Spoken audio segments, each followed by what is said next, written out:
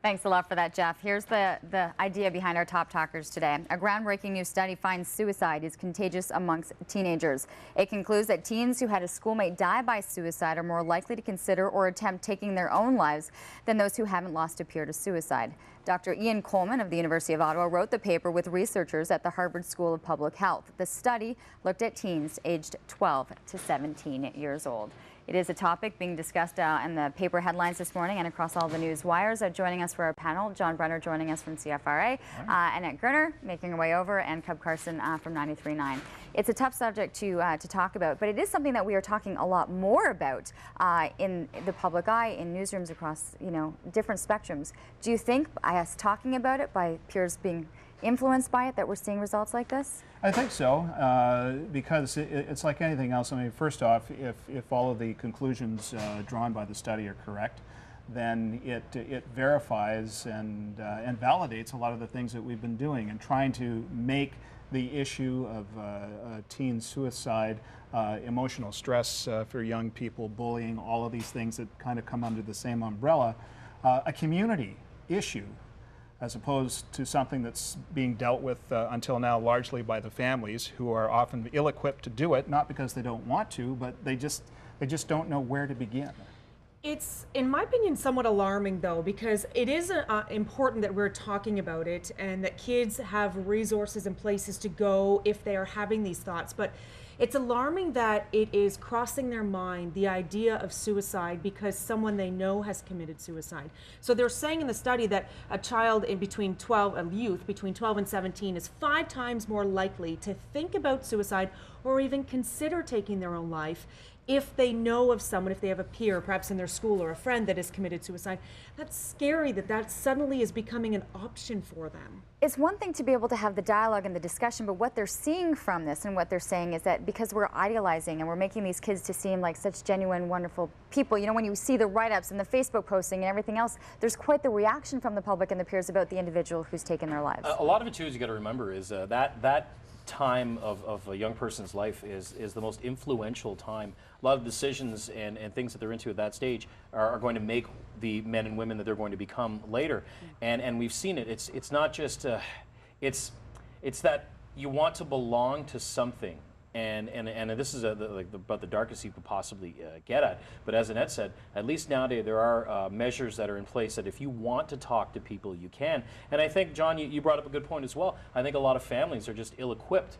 And maybe there are families that would rather deal with issues like this internally rather than going to a therapist or talk to someone that they feel that could help them out. And I think along those lines, if I can, what you were saying, Leanne, about how when a teen dies, we in the media report it as, this teenager was loved by all his friends and a happy-go-lucky person. We say all these wonderful things about this person. The friends say nice things, the media reports on nice things, as you would want to, share all the good things. But what they're suggesting in the report, as I understand it, is that some other teens then look at that and see all those nice things that are being said and feel that, well, I want nice things to be said about me. I want to be looked at in that same light. And if they're having depression or issues, the fact that suicide ever crosses their mind, that it goes to that deep and dark place, that is concerning. It really is. Oh, well, I want to get to the clip, so I'm going to get to you in just 1 second, because we do have the clip of Dr. Coleman speaking this morning.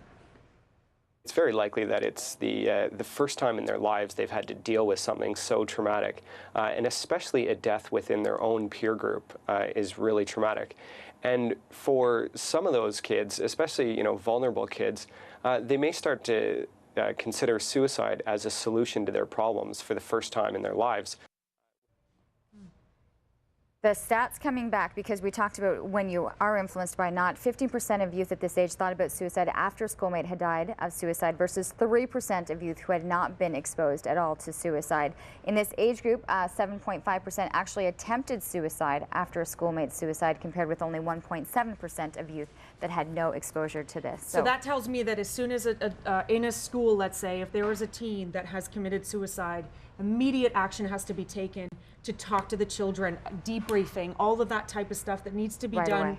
Counselors brought in so that the kids can kind of somehow grasp what's happened, not feel alone, and be able to talk it out, whatever they need to do so that it's not left with them in such a dark way. And I think that the portrayal of young people who've committed suicide, and more recently in the media, has not been quite as glamorous as you might think, only because that while we say outwardly this person appeared to be well liked and well adjusted, we do pull back the layers and we do examine, you know, what was actually going on in this individual's life and the lives of the people that they interacted with. And another point that needs to be made too is there has to be more onus on people, whether it's caseworkers or counselors, to teach kids that this isn't an option, and by doing this, you're not making things easier. If anything, you're making things harder. This subject has come up in my family, and there have been 2 cases of family members of mine that have taken their own lives, and the toll that it takes on the family afterwards can be much worse than the toll when they're just before all that, because a lot of the times the parents don't know about the problems. And I think what has to be, there has to be good, solid, smart dialogue between kids and their parents or friends, peers, anybody that they think if they have a problem they can go to. And I know schools do a very good job of doing that, but I think they need to have to maybe take a look at how they're approaching the subject in order to get the best results from it. I think too, especially when you're looking at such an age group that's so vulnerable, especially between the 12 to 13, 14-year-olds. Thank you so much to the panel. Some interesting discussion right now, and of course you can check out so many different headlines, paper headlines. You'll see it in across the papers, the subject this morning.